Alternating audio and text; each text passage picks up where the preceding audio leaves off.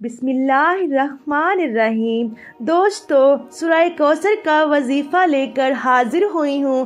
اگر آپ عشاء کی نماز کے بعد اگر آپ سورہ کوثر کو 3 دن اس طرح سے پڑھ لیتے ہیں جیسا کہ ہم آپ کو بتائیں گے، یقین جانیے اللہ تعالیٰ کی غیبی مدد حاصل ہوگی، آپ کو اتنی دولت ملے گی، آپ دیکھ کر حیران ہو جائیں گے۔ یہ قرآنی وظیفہ ہے۔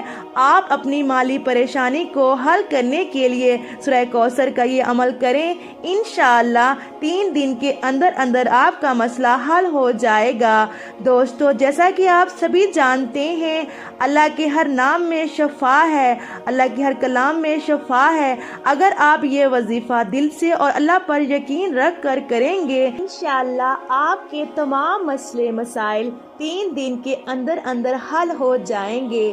دوستو، ہم مسلمان ہیں اور ہم سب پر 5 وقت کی نماز فرض ہے۔